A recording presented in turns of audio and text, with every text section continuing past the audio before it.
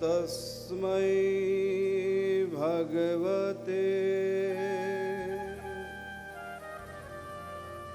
कृष्णाय कुण्ठमेधसे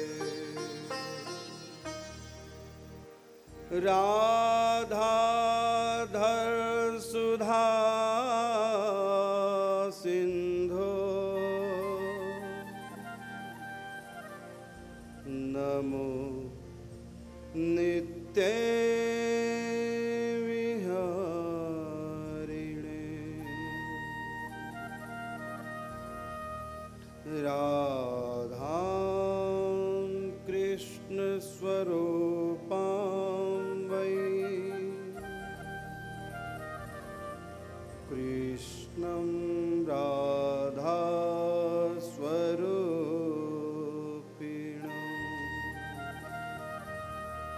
कलात्मानं निकुञ्जस्थं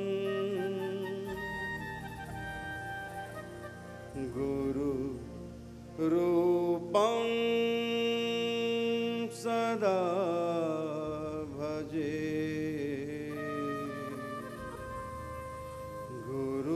गुरुरूपं सदा भजे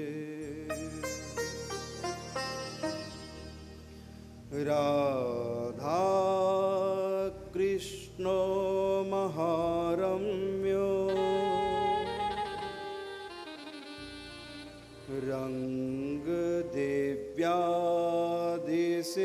रङ्गदेव्यादिसेवितो परमो नियम प्रेम्णो किशोरो रसिकेश्वरो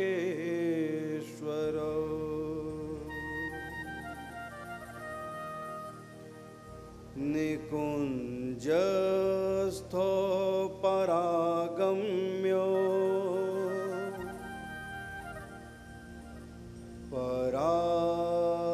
परात्परतमा विभो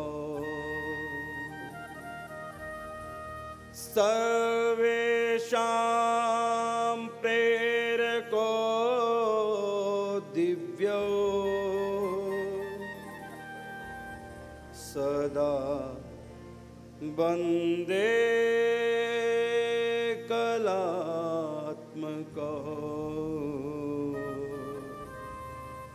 सदा वन्दे कलात्मको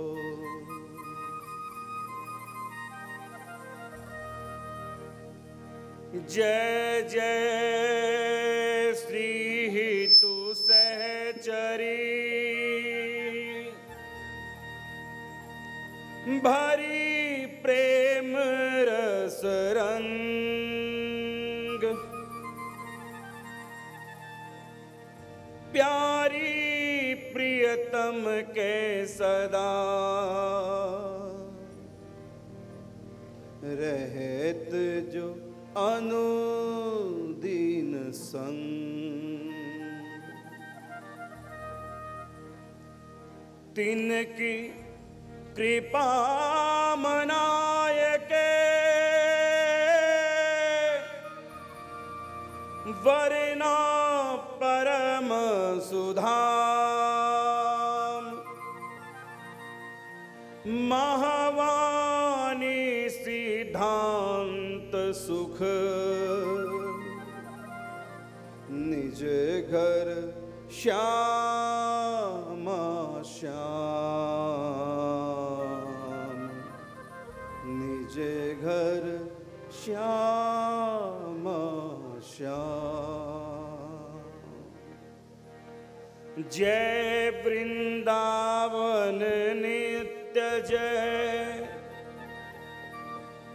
नित्य कुंज सुख सार जय श्री राधा प्रिय जहां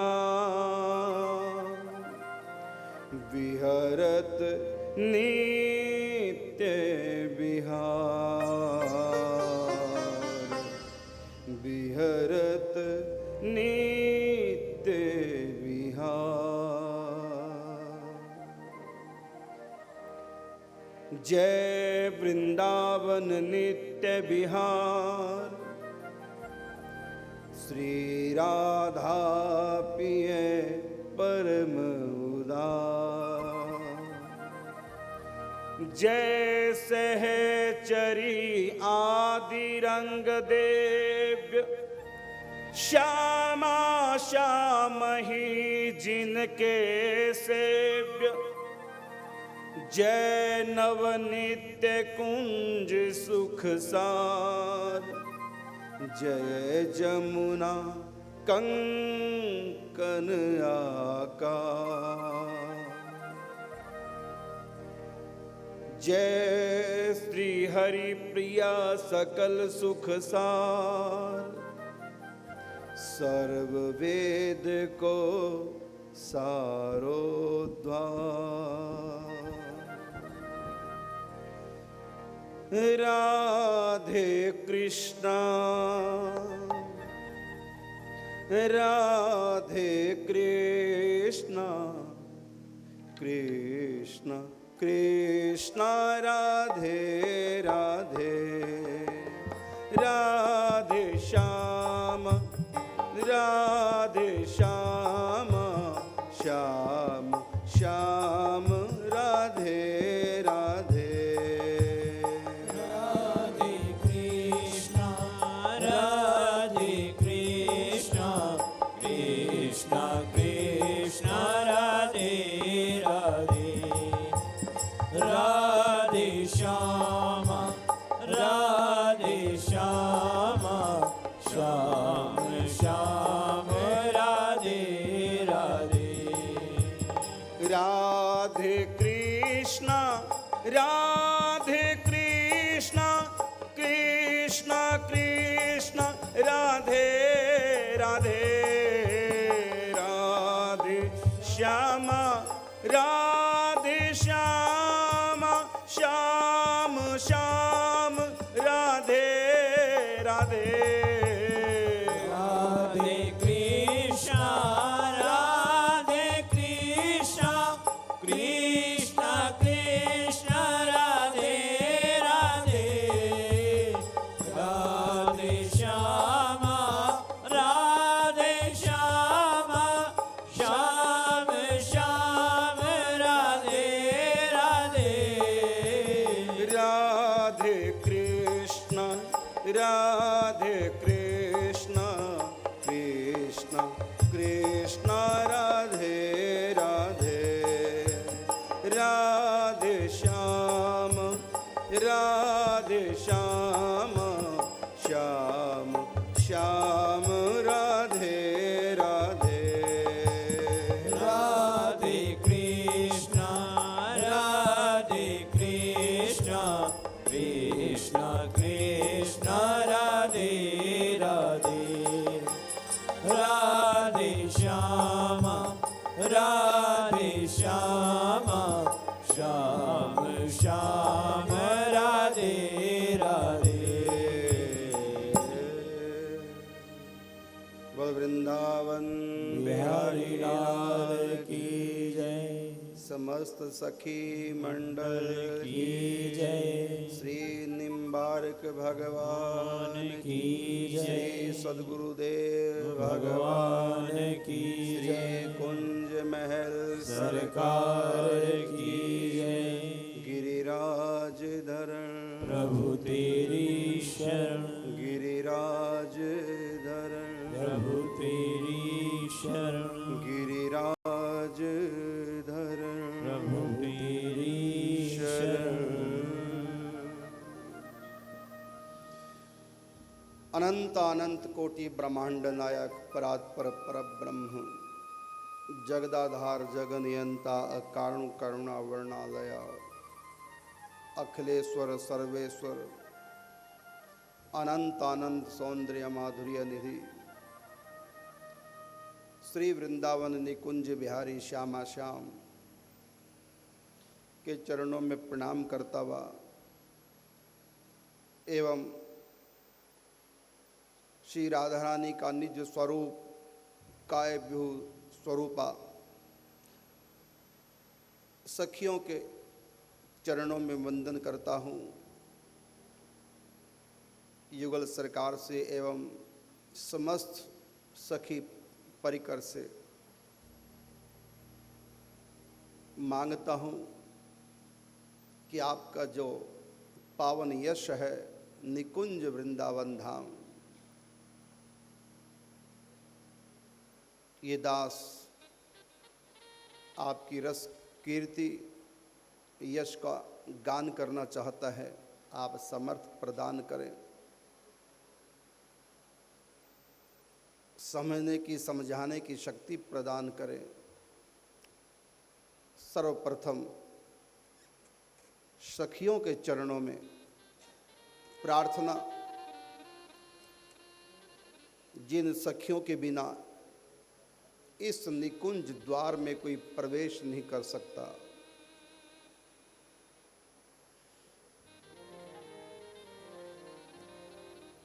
अष्ट सखीन पे हो बलिहारी,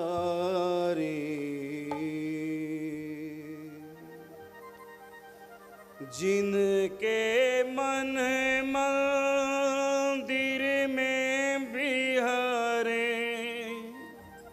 युगल रसिक वृंदावन चारि। अष्ट सखीन पे हों बलिहारी, अष्ट सखीन पे हों बलिहारी, अष्ट सखीन पे हों बलिहारी, अष्ट सखीन पे हों बलिहारी, जिनके मन मंदिर में बिहारे, जिनके मन मंदिर में बिहारे, युगल रसिक वृंदावन चारे, युगल रसिक वृंदावन चारि। अष्ट सखीन पे हों बलिहारी, अष्ट सखीन पे हों बलिहारी,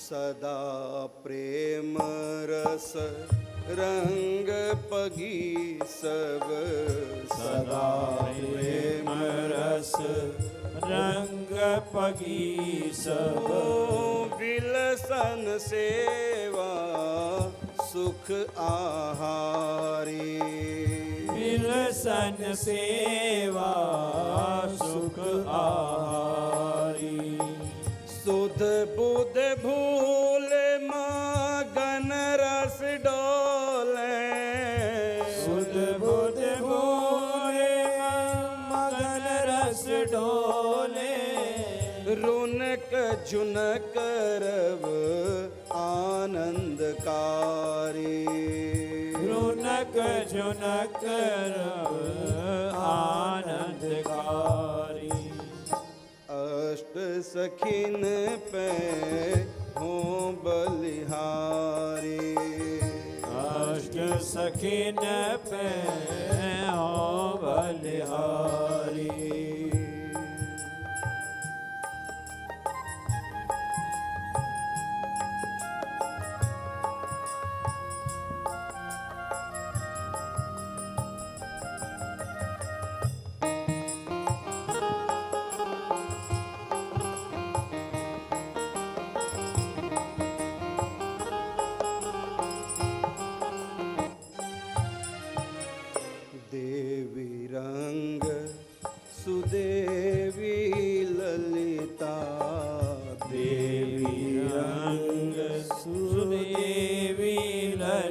ललिता देवी रंग सुदेवी ललिता देवी रंग सुदेवी ललिता ओ सखी विशाखा चंपक प्यारी सखी विशाखा चंपक प्यारी हो सखी विशाखा चंपक प्यारी सखी विशाखा चंपक प्यारी करुण दास चित्रा तुंग विद्या करुण दास चित्रा तुंग विद्या करुण दास चित्रा तुंग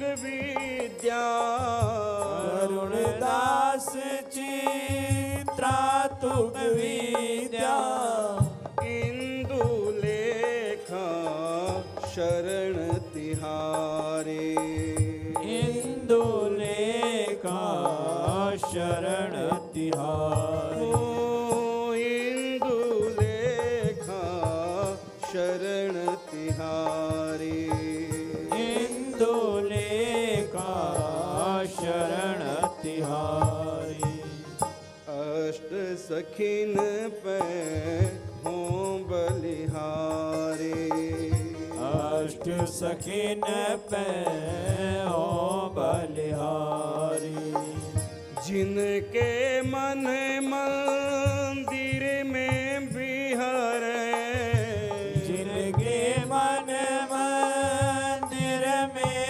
विहरे युगल रसिक वृंदावन चारे युगल रसिक वृंदावन चारी अष्ट सखिन पे हों बलिहारी अष्ट सखिन पे हो बलिहारी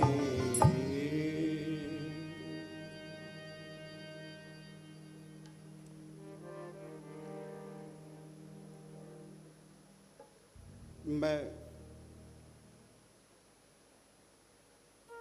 उन सब भक्तों के भाग्य की सराहना करता हूँ जो इस समय यहाँ बैठकर के आनंद पैलेस में कथा श्रवण कर रहे हैं और कुछ भक्त लोग निम्बारक टीवी पर और कुछ यूट्यूब चैनल पर ये कथा इस समय लाइव श्रवण कर रहे हैं। उन सब भक्तों के भाग्य की मैं सराहना करता हूँ। ये रस निकुंज रस धारा ये अति दुर्लभ रस है, सर्वोपरि रस है, गुह्य नहीं, गुह्यतर नहीं, गुह्यतम रस है और बिना कृपा के संभव नहीं। ये निकुंज रस की चर्चा सुनना, पठन पाठन करना बिना कृपा के संभव नहीं। इस समय जो भी मुझको सुन रहे हैं, मैं उनके भाग्य की सराहना ही नहीं बल्कि उनके चरणों में प्रणाम भी करता हूँ। उनके ऊपर हमारी किशोरी जी रीझ गई हैं जो श्रवण कर रहे हैं। ये 8 दिन का जो प्रवचन होगा निकुंज रस धारा पर, मुझको विश्वास है जो भी इस रस गाथा को सुनेगा उनके हृदय में सखी भाव का बीज वपन ही नहीं होगा, पल्वित होगा, पुष्पित होगा और फलित भी होगा। आओ प्रवेश करते हैं।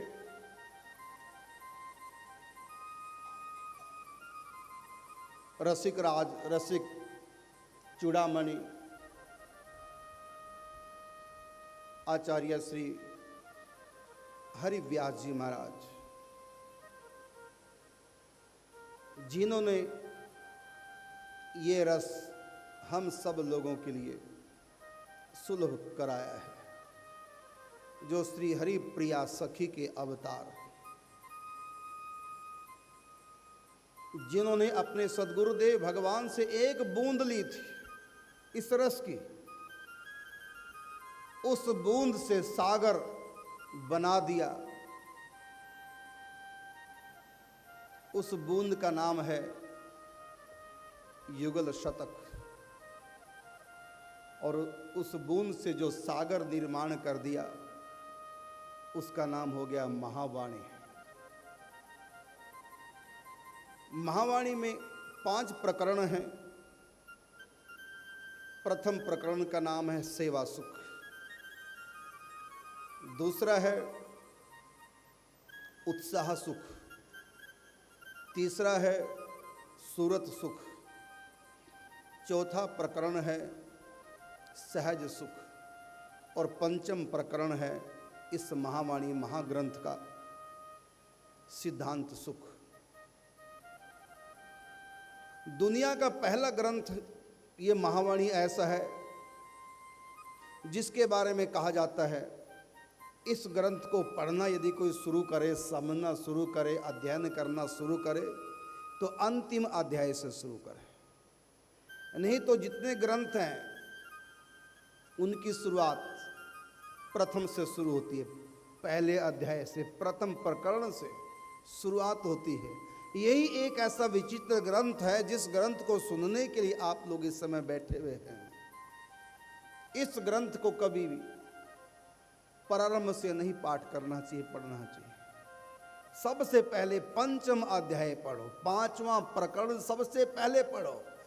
पंचम प्रकरण पढ़े बिना प्रथम जो 4 इसके प्रकरण अध्याय हैं, 4 सुख हैं, उनको कोई समझ ही नहीं सकता। और कहा कि जाने बिना न होई प्रतीति, बिन प्रतीति होई नहीं प्रीति, और प्रीति बिना नहीं भक्ति दृढ़ाई, जिमि खगेश जल की चिकनाई। बिना जाने, जाने बिना न होई प्रतीति, बिना जाने विश्वास नहीं होगा, और बिना विश्वास के, बिन विश्वास भक्ति नहीं, तेहि बिन द्रवहि न राम, राम कृपा बिन सपने हो जीव न लह विश्राम। तो पहले जानो, फिर विश्वास होगा, विश्वास होगा तो प्रेम होगा, प्रेम होगा तो प्राप्ति होगी। प्रेम के बिना तो कुछ मिलता नहीं। परिवार में भी प्रेम है तो परिवार का सुख मिलेगा, प्रेम नहीं तो सुख नहीं मिलेगा। पति का प्रेम है तो सुख मिलेगा, प्रेम नहीं तो नहीं मिलेगा। सास ससुर है उनका सुख मिलेगा, प्रेम है तो, और नहीं है तो नहीं मिलेगा। प्रेम के बिना चैतन्य का सुख प्राप्त नहीं होता। तो परम चैतन्य परमात्मा, वो रस प्रेम का प्राप्त हो ही नहीं सकता। तो पहले इसको जानो, जाने बिना न हुई प्रतीति, जाने बिना विश्वास नहीं होगा, और बिन प्रतीति हो ही नहीं प्रीति, प्रेम नहीं होगा, और प्रेम के बिना तत्व की प्राप्ति नहीं होगी। ये प्रेम ग्रंथ है, ये रस का ग्रंथ है, ये रंग की पोथी है। इसलिए कबीरदास जी ने कहा, पोथी पढ़ पढ़ जग मोया, पंडित भया न कोय, और 2.5 अक्षर प्रेम के पढ़े सो पंडित है। जिसने इस प्रेम तत्व को जान लिया है वो भगवान से दूर नहीं है। Love is God and God is love. लेकिन जिसको हम प्रेम समझते हैं, जो हमारी आपकी अनुभूतियां, वो ही प्रेम नहीं है। ये तो देह का आकर्षण है, ये तो वासना के वशीभूत होकर के प्रेम करते हैं, ये प्रेम नहीं है। आप कितने भी गोरे क्यों ना हो, हमेशा आपकी छाया काली होगी। आपकी छाया को देख करके कोई बता नहीं सकेगा कि आप कितने गोरे हैं, क्योंकि छाया हमेशा काली होती है। तो उस परम पवित्र प्रेम की छाया है जो माया में पड़ी है, इसलिए काली है ये। इसमें उस दिव्य प्रेम का एहसास हो ही नहीं सकता। ये प्रेम ग्रंथ है, और इसके पढ़े बिना हम परमात्मा को प्राप्त नहीं कर सकते। साकार रूप में निराकार परमात्मा का अनुभव हो जाएगा आत्मा के रूप में, ज्ञान के पंथ पर चल करके, लेकिन साकार भगवान का अनुभव नहीं हो सकता बिना प्रेम पंथ के। इसलिए कहा मोहन प्रेम बिना नहीं मिलता, चाहे कर लो कोटि उपाय। मिल ही ना रघुपति बिन अनुरागा, बिना अनुराग के वो साकार परमात्मा हाथ आने वाले नहीं। और फिर उस साकार परमात्मा के भी लीलागत अनेक भेद हैं। तत्वता तो कोई भेद नहीं, लीलागत भेद है। प्रेम के तारतम्य को लेकर के लीला में भेद है, लीला के साथ स्वरूप में भेद हो जाता है। तत्वता अभेद होकर भी लीलागत भेद है। प्रेम के अनेक स्तर हुआ करते हैं। अब एक पुरुष से स्त्री कई प्रकार से प्रेम कर सकती है, लेकिन सबका अलग अलग अधिकार है। बहन भी पुरुष से प्रेम करती है, वो भाई मान के करती है। उसकी भाभी भी उसी पुरुष से प्रेम करती है, वो पति मान के करती है। उसकी माँ भी उसी पुरुष से प्रेम करती है, वो पुत्र मान के करती है। अब पुरुष एक है, प्रेम करने वाली 3 महिलाएं हैं। एक उसकी बहन, एक उसकी माँ, एक उसकी पत्नी, चौथी कहें तो एक उसकी बेटी। एक पुरुष के पास माँ है, पत्नी है, बहन है, बेटी है, और चारों स्त्रियां उस पुरुष से प्रेम करती है, लेकिन चारों के अलग अलग भाव है। प्रेम किसी का भी कम नहीं है, कोई भी उस पुरुष के बिना नहीं रह सकती। प्रेम सबका है, लेकिन प्रेम के स्तर सबके अलग अलग है। सर्वोपरि स्तर प्रेम का क्या है?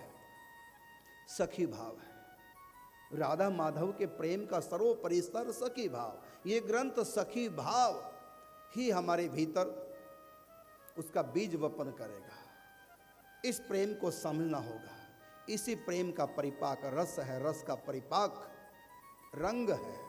इसलिए कहा जय जय श्री हितु सहचरी भरी, प्रेम रस रंग प्यारी प्रीतम के सदा रहते जो अनुदिन संग।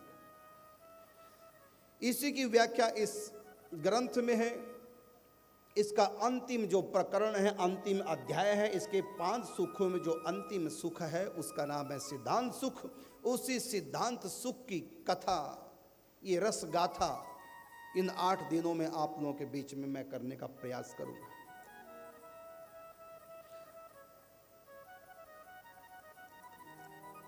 आओ प्रारंभ करते हैं। राधा कृष्णो महारम्यो रंग देव्यादिसेवितो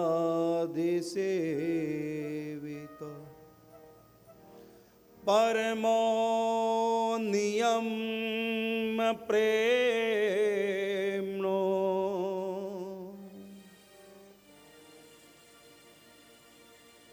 किशोरो रसिकेश्वरो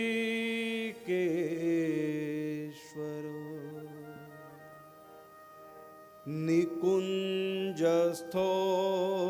परागम्यो परात्परतमा विभो सर्वेषां प्रेरको दिव्यो सदा वंदे कलात्मको।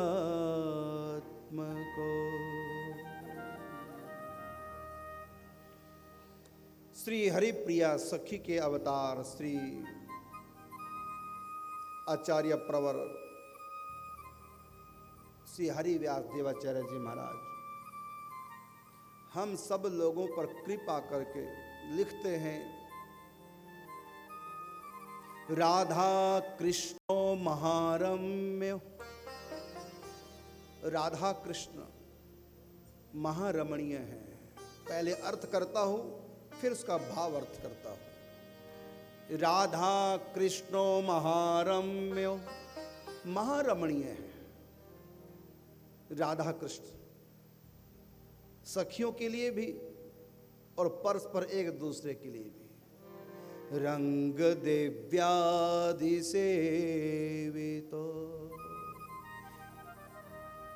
ये जो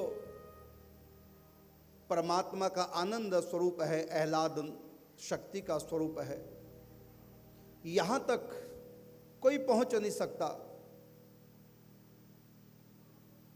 पुरुष रूप से या किसी और रूप से यहाँ पहुँचने के लिए सखी भाव धारण करना पड़ेगा, क्योंकि ये जो परम तत्व का परम महारम्य जो रूप है, महारमणीय जो स्वरूप है, वेदों के लिए भी अगम्य है, वेदों की भी इस स्वरूप तक पहुँच नहीं है। रंग दिव्यादि सेवितो, इस महारमणीय निकुंज बिहारी वृंदावनचारी श्यामा श्याम की जो रसमयी सेवा है, जो प्रेम है इन दोनों से, इनके दोनों के प्रेम पर, रसमयी सेवा पर केवल सखियों का अधिकार है। रंग दिव्यादि सेवितो, रंग देवी आदि सखियां ही इनकी रसमयी सेवा करके सेवा सुख प्राप्त करती है।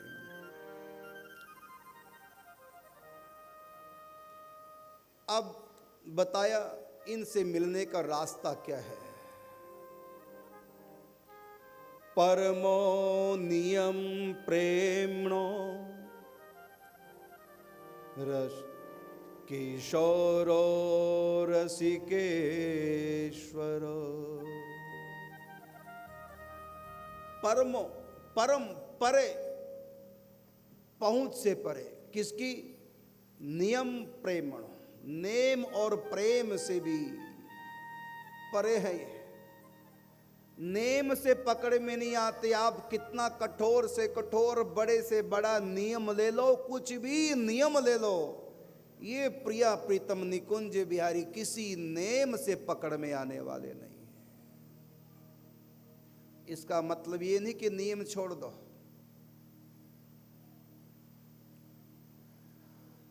और आगे बताया परमो नियम प्रेमणो, ये प्रेम से भी पकड़ में आने वाले नहीं है।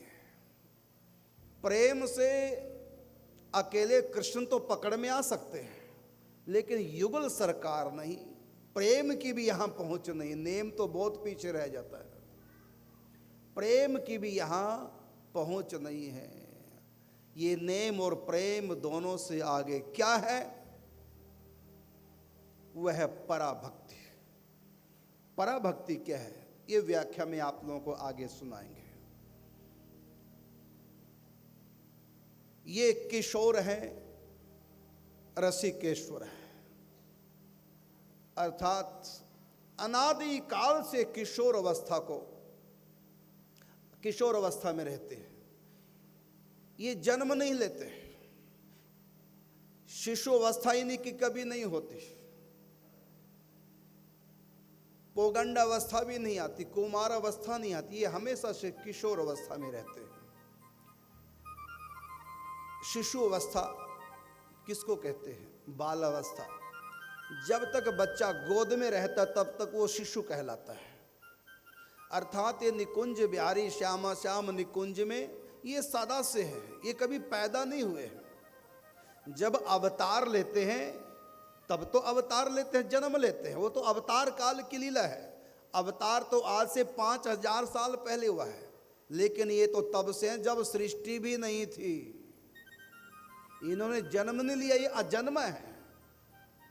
शिशु अवस्था कहते हैं जब तक बच्चा गोद खेलता है, गोद से उतरता नहीं, मतलब चल नहीं सकता, दूध पीता है, उसको शिशु अवस्था बाल अवस्था कहते हैं। जब वो चलने लग जाता है उसको कुमार अवस्था कहते हैं। लेकिन जब वो घर को छोड़कर अकेला बाहर खेलने लग जाता है वो पौगंड अवस्था होती है।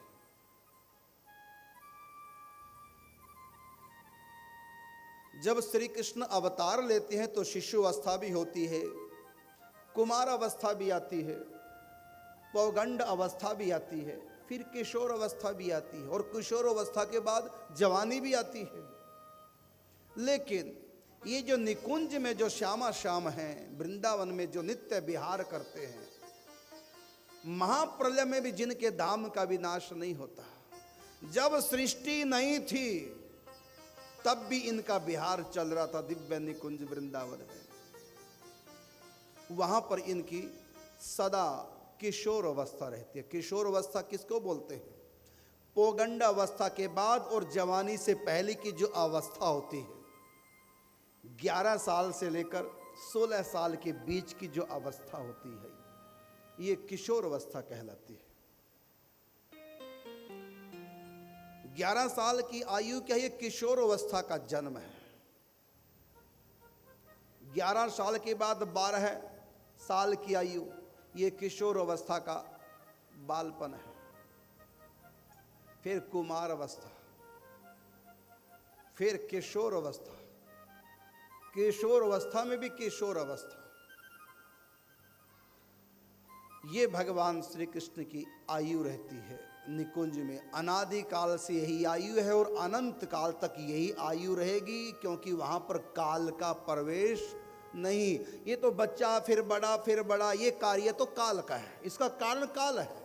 हम पैदा हुए काल के अधीन है, फिर बच्चे काल के अधीन, फिर काल ने हमको थोड़ा थोड़ा बड़ा किया, काल बीतता गया, समय बीतता गया, हम बड़े होते गए, बदलते गए, और काल आएगा और बड़ा करेगा, अंत में ख़त्म कर देगा। ये पैदा होना, ये बाल अवस्था, फिर बड़ा होना, ये सब काल के अधीन है। लेकिन निकुंज में काल का प्रवेश नहीं है। जब भगवान अवतार लेते हैं तो काल की मर्यादा का पालन करते हैं। यद्यपि वो चाहते तो ऐसे ही प्रकट हो जाएं, ये नहीं कि वसुदेव देव की होंगे तभी जन्म लेंगे, गर्भ से जन्म लेंगे। अब नरसिंह भगवान ने कहाँ गर्भ से जन्म लिया, खंबे से प्रकट हो गए। मोनी अवतार ने कहाँ किसी स्त्री पुरुष से गर्भ से जन्म लिया, आकाश से प्रकट हो गए। धनवंतरी ने कहाँ किसी स्त्री पुरुष से जन्म लिया, समुद्र से प्रकट हो गए। धन्ना के लिए पत्थर से प्रकट हो गए।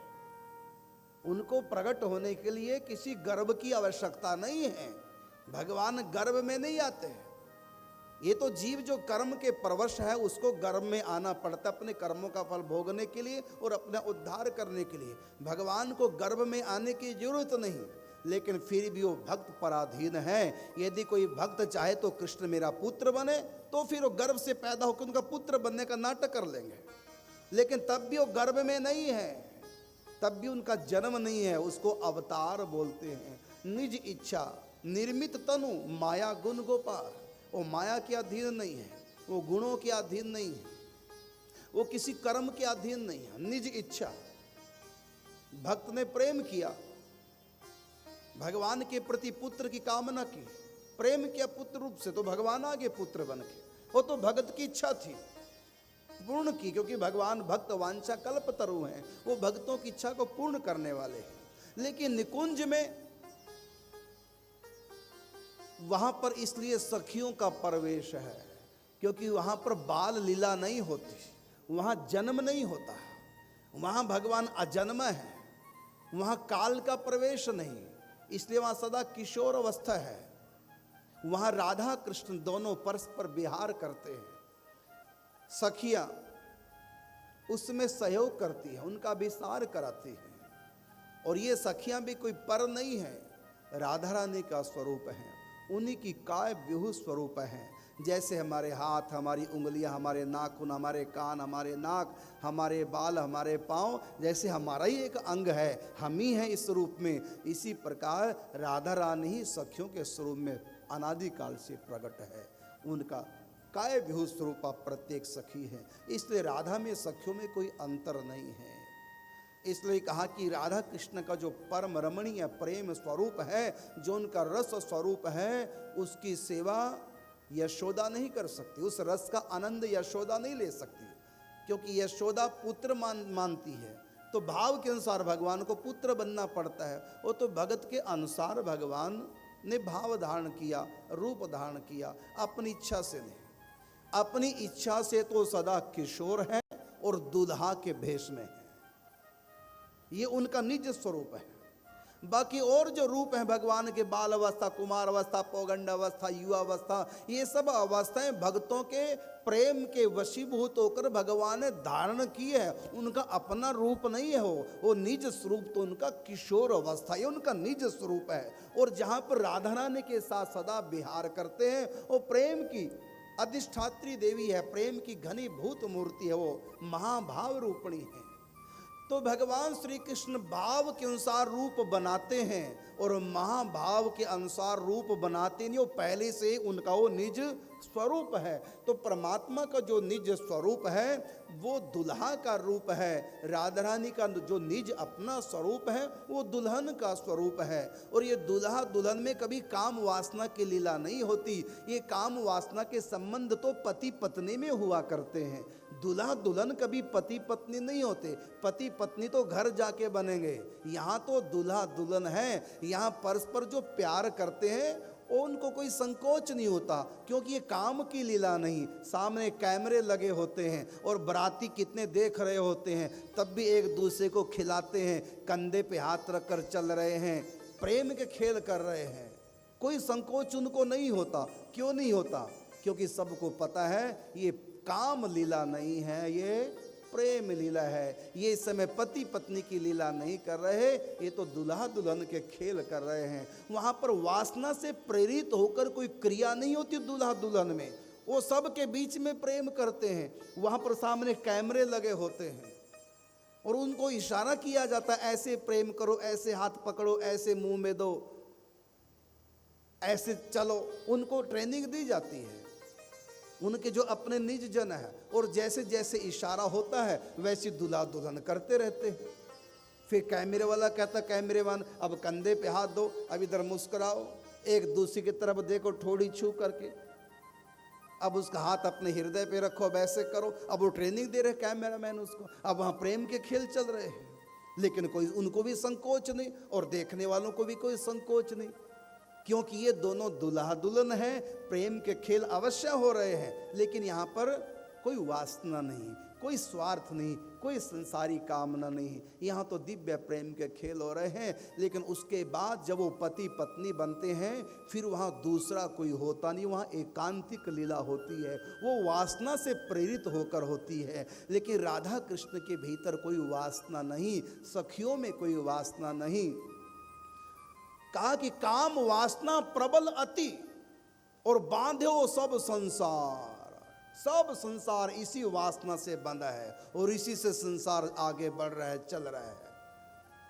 काम वासना प्रबल अति और बांधो सब संसार, यह तनक नहीं जाए सके कुंज महल के द्वार। ये काम वासना देवी देवता भी जिससे पीड़ित हैं, ब्रह्मा के ऊपर भी वासना धावा बोल देती है। सब संसार बंद है काम वासना से, लेकिन यही काम वासना यह तनिक नहीं जाए सके कुंज महल के द्वार। भीतर तो क्या प्रवेश करेगी उस महल में, द्वार तक भी कामदेव पहुंच नहीं सकता।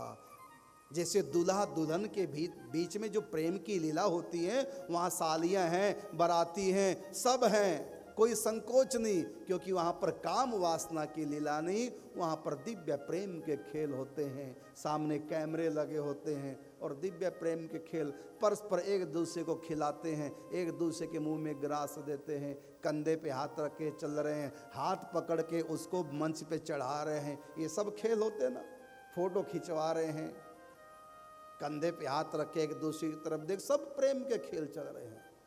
इसी प्रकार परमात्मा का जो निज स्वरूप है, जो उनका प्रेम रूप है, वो दुल्हा का है। इसलिए कहा कि वृंदावन मकरंद है, भ्रमर करत रसपान, वो दुल्हन प्यारी राधिका और दुल्हा श्याम सुजान, उनका निज स्वरूप है। और आपने देखा होगा यहाँ भी जब कोई दुल्हा दुल्हन बनते हैं, वो कोई काम नहीं करते, उनका एक ही काम है, क्या? मनोरंजन। दूल्हा दुल्हन का एक ही काम है, क्या? मनोरंजन। नाचो गाओ खाओ पियो ऐश करो, काम कुछ नहीं करना। एक तिनके के दो नहीं करना, ना दुल्हन को ना दुल्हन, बाप मरे करे जो मर्जी। बरातियों के लिए ये करना, वो भोजन, वो परसना, ये करना, और जनरेटर खराब होगा तो लाइट वहाँ से ये कर, दुनिया भर के काम सब के पास हैं। लेकिन दूल्हा दुल्हन के पास कोई काम नहीं, सिवा मनोरंजन, सिवा प्रेम करने के और दूसरा कोई काम नहीं। ऐसी पद्म पुराण में भगवान शंकर जी से भगवान श्री कृष्ण ने कहा कि मैं कुछ नहीं करता, अपनी शक्ति तुम लोगों को दे रखी है। सृष्टि का सृजन करना ब्रह्मा, पालन करना विष्णु, संहार करना तुम महेश्वर, मैं कुछ नहीं करता। ये प्रकृति का सारा कार्यभार ये मेरी शक्ति दुर्गा, ये सृष्टि की भौतिक सेवा ये 33 करोड़ देवता, मैंने सबको सब काम सौंप रखे लेकिन खुद कुछ नहीं करता। पढ़ो ब्रह्म वैवर्त पद्म पुराण का पाताल खंड पढ़ो, वहाँ श्री कृष्ण ने कहा शंकर जी से, भगवान शिव से कहते मैं कुछ नहीं करता, मैं तो केवल प्यार करता हूँ, इसके सिवा मैं कुछ नहीं करता। और प्यार करने के लिए भी जगह होनी चाहिए, उसका भी असर होता है। भोजन करने के लिए भी एक उचित स्थान होना चाहिए। अब जहाँ लैट्रिन पड़ी है, गंदगी पड़ी, कोई उल्टी कर रहा है और पड़ी मक्खियाँ भिन भिना रही, वहाँ आपके सामने 56 भोग लो जी खाओ, खा पाओगे? क्योंकि भोजन करने के लिए भी एक माहौल चाहिए, ऐसी प्यार के लिए भी एक माहौल चाहिए। चलो चले कहीं दूर, कहीं प्यार के लिए ये जगह है ठीक है, इसके लिए एक अलग से वो माहौल सृष्टि में कहीं नहीं है। प्रेम का माहौल इस सृष्टि में कहीं है ही नहीं, वैकुंठ में भी नहीं है। और छोड़ो, आप पढ़िए कथा महाभारत की, 100 साल के बाद राधा कृष्ण कुरुक्षेत्र मिलते हैं। यहां भी रासलीला होती है कुरुक्षेत्र में, सखियां हैं, राधा रानी है, ठाकुर जी है, रास होती है। रास उपरांत श्री कृष्ण राधा से बोले कि राधे तुम भी वही हो, मैं भी वही हूँ, ये मेरी सखियां भी वही हैं, बदला कुछ नहीं। फिर जो आनंद रास का वृंदावन में आया वो यहाँ क्यों नहीं? तो वहाँ राधा रानी उत्तर देती है, प्यारे आप भी वही हैं, मैं भी वही हूँ, मेरी सखियां भी वही हैं, लेकिन वो वृंदावन है, ये कुरुक्षेत्र है। वो वृंदावन था और ये कुरुक्षेत्र है। प्रेम कहाँ किया जाए? जहां सारी सामग्री प्रेम का उद्दीपन करने वाली हो। अब भोजन में सुगंध भी आए, देखने में भी सुंदर हो, चटकीला रंग हो, सुगंध भी आए, इससे क्या होगा? इससे भूख का उद्दीपन होता है।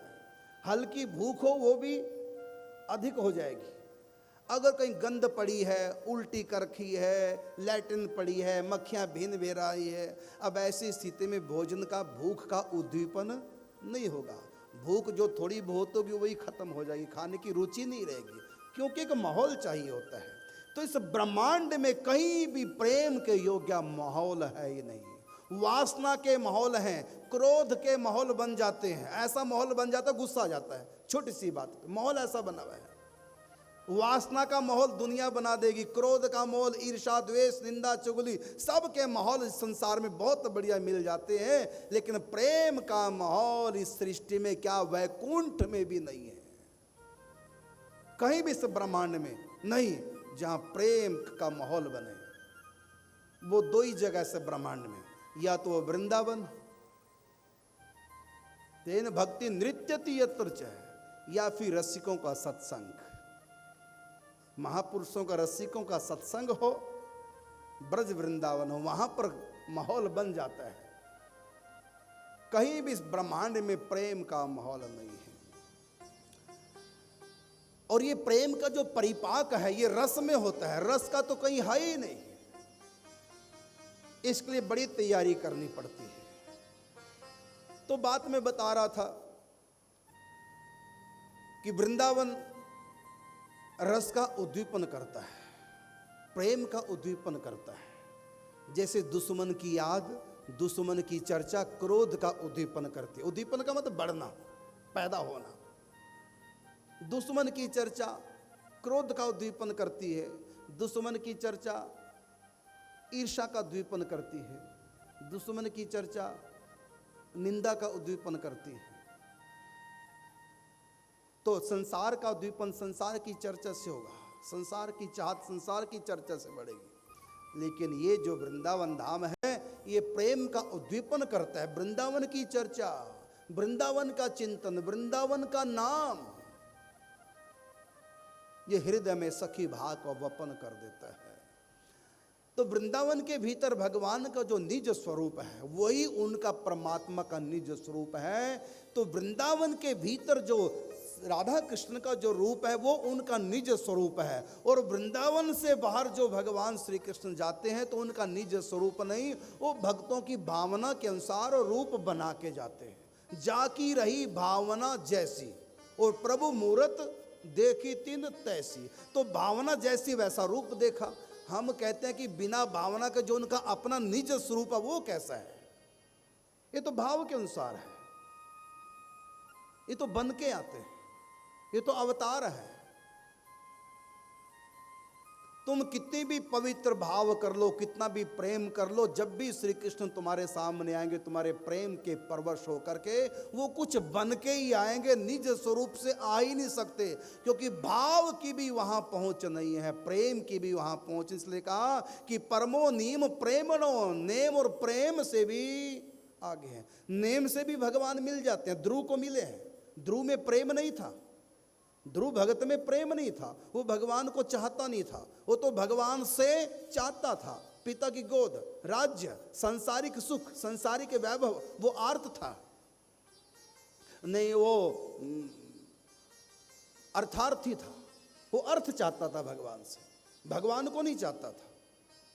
तो देवर्षि नारद जी ने उनको नेम दिए, ये भजन करना नेम है, परिक्रमा करना, पूजा करना, पाठ करना, व्रत करना, ये सब नेम के अंतर्गत है। लेकिन वो नेम से पकड़ में नहीं आ सकते, ये निकुंज बिहारी, लेकिन दर्शन हो जाएंगे। नियम से दर्शन किए ध्रुव ने, हो गए दर्शन। लेकिन दर्शन होना अलग होता है और मिलना अलग होता है। अब तुमको भूख लगी, तुमको लगी भूख, मैंने भोजन की थाली के दर्शन करा दिए 56 भोग के, केवल दर्शन बस। पंजाबी में कहते हैं वेखी जा पर छेड़ी ना, तो कोई लाभ हुआ? दर्शन अलग वस्तु है और उसको प्राप्त कर लेना अलग वस्तु। अब दुल्हा के दर्शन तो सारे करते हैं, दुल्हा के दर्शन सब करते हैं, लेकिन वो मिलता एक को है, जो दुल्हन है।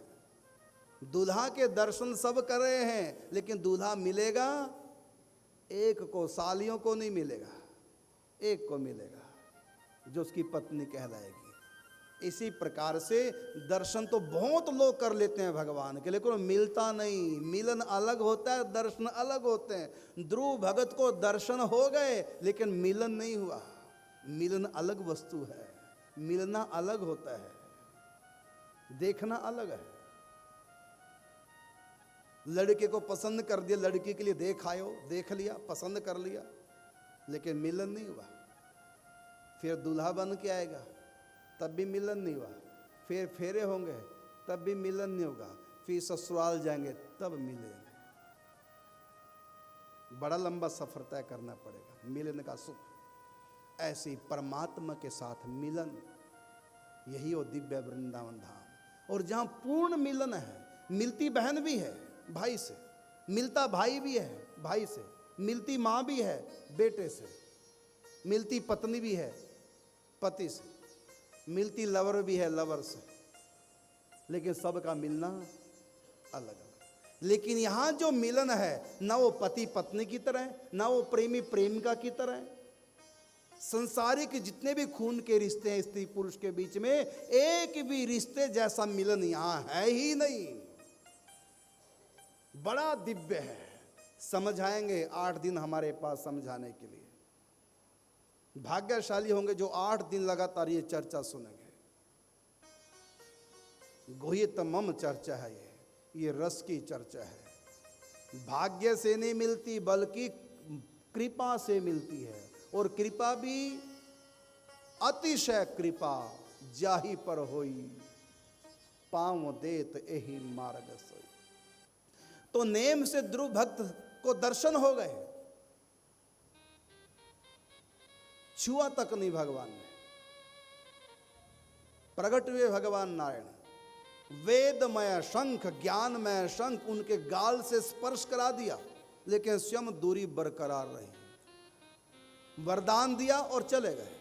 लेकिन ये ऐसा मिलन है जो मिलके ना बिछड़े वो साथी हूं मैं।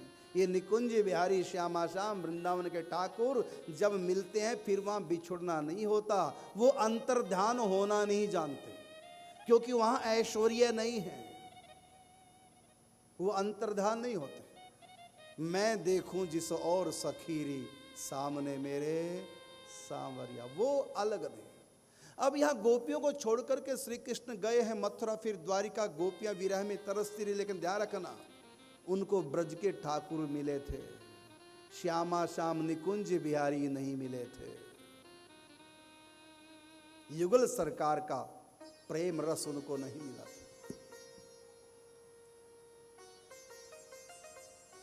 निकुंज बिहारी श्यामा श्याम का रस कुछ सखियों को मिला था। वो भी कौन सी सखियां? जो राधा रानी के साथ दिव्य निकुंज धाम से अवतार लेकर आई थी।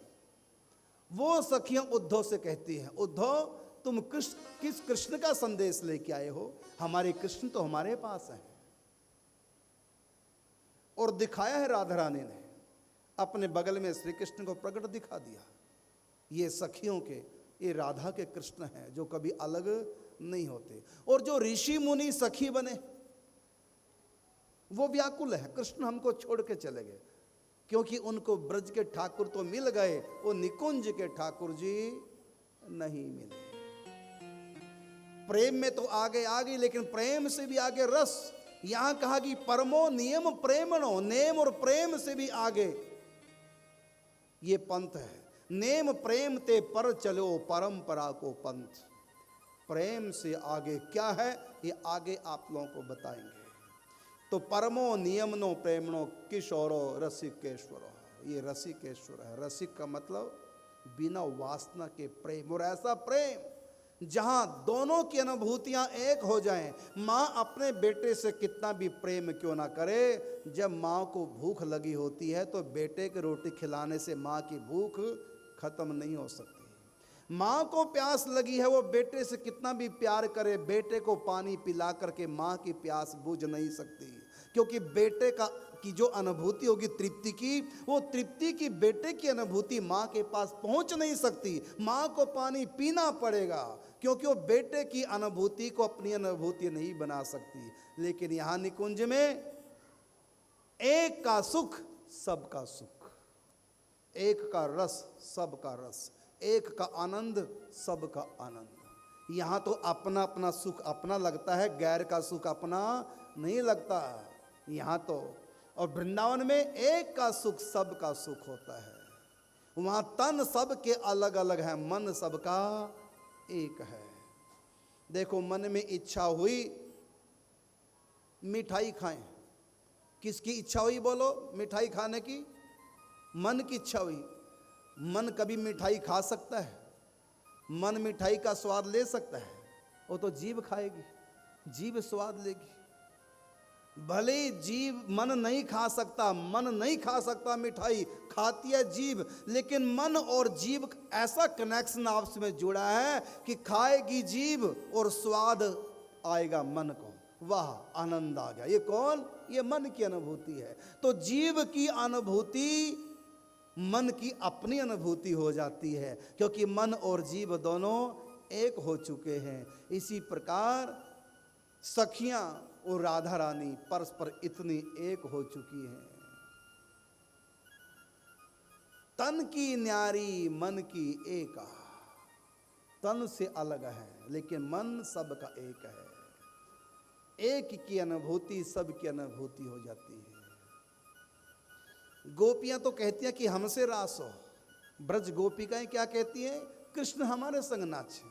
तो उनको नाचना पड़ा सखियों के संग, लेकिन उनकी खुद की इच्छा किससे नाचने की? किसके साथ? राधा रानी के साथ। इसका मतलब राधा रानी का सखियों का मन एक नहीं हो पाया।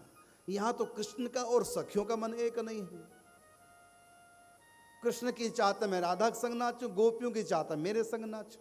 हर गोपी कहते मेरे संग नाचो, मेरे संग नाचो, मेरे संग नाचो। तो किया क्या उन्होंने? स्वयं तो उनका निज स्वरूप राधा के संग नाच रहे हैं और अपना अवतार ले लिए इतने